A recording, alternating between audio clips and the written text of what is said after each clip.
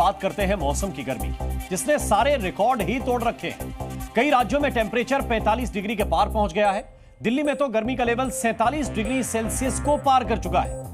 उत्तर प्रदेश में आगरा और झांसी में भी तापमान 47 डिग्री के ऊपर दर्ज किया गया। राजस्थान के श्रीगंगानगर और हरियाणा में भी गर्मी 47 डिग्री के पार पहुंच गई है और आने वाले दिनों में भी गर्मी का कहर ठंडा नहीं पड़ने वाला है। अगले 4 दिन के लिए मौसम विभाग ने हीट वेव की चेतावनी जारी कर दी है और एक्सपर्ट्स कह रहे हैं कि अगर इस बार गर्मी का पारा 50 डिग्री सेल्सियस को पार कर जाए तो भी कोई हैरानी नहीं होनी चाहिए। इतनी जबरदस्त गर्मी में घर के अंदर रहना ही सबसे सेफ ऑप्शन है, लेकिन अगर आपको घर से बाहर निकलना भी पड़ रहा है तो धूप में खड़ी कार में एकदम से बैठने की गलती आप बिल्कुल ना करिए, क्योंकि धूप में खड़ी कार एक धधकते हुए ओवन में बदल जाती है। एक रिसर्च के मुताबिक अगर बाहर का तापमान 45 डिग्री के आसपास पहुंच गया है तो इतने तापमान में धूप में खड़ी कार के अंदर का तापमान 70 से 75 डिग्री सेल्सियस से ज्यादा पहुंच जाता है।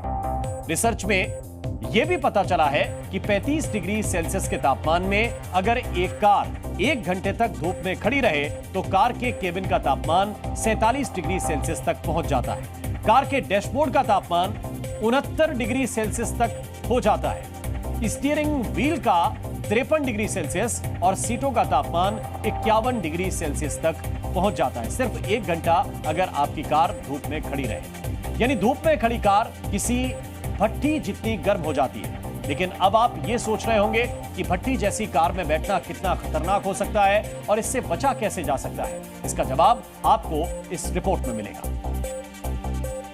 अंदर चल रहे हैं और इतनी हीट गाड़ी में बैठना वैसे तो बहुत कठिन काम है, लेकिन डॉक्टर साहब आपके साथ बैठ रहे हैं तो थोड़ा आराम है। अब जरा बताइए कि हम लोग गलती क्या करते हैं। मान लीजिए गाड़ी तप रही है, धूप में है, अंदर तो कुछ बयान नहीं किया जा सकता, गर्मी से आए और आपको तुरंत राहत चाहिए। आप स्टार्ट ऑन किया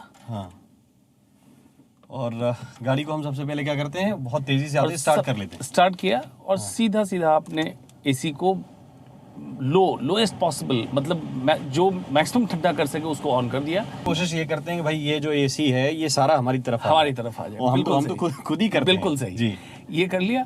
अब इससे क्या निकला, एडेसिव्स, प्लास्टिक्स, इन सारे केमिकल निकल के आपने इनहेल किया, फेफड़े को डैमेज, फिर बॉडी के अंदर सर्कुलेशन, बॉडी के अलग अलग अंग को डैमेज, जैसा हमने अभी बताया, ये आपके शरीर के अंदर पहुंच गया। क्या करें, जैसे मान लीजिए मेरे पास ऐसी गाड़ी नहीं है कि मैं बाहर से उसको ठंडा कर सकता हूं, बिल्कुल, तो क्या करूं? तब आप गाड़ी ऑन करें।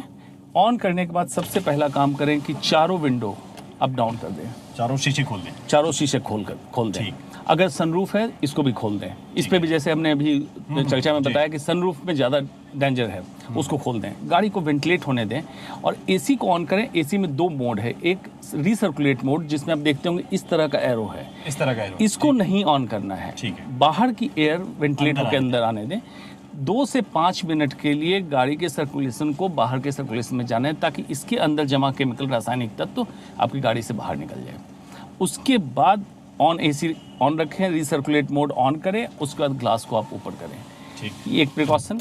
एयर फ्रेशनर जैसी चीज़, उसमें पैराबेन थैलेट्स जैसा अभी हम लोगों ने चर्चा किया, ये मौजूद होता है, उसको गाड़ी में ना रखें। खासकर गर्मी के मौसम में तो बेहतर होगा आप नेचुरल लेवेंडर, लेमन ग्रास, इस तरह के इसको आप किसी भी कप में इसमें ड्राई करके रख दें, उससे गाड़ी में खुशबू रहेगी। इसको न रखें।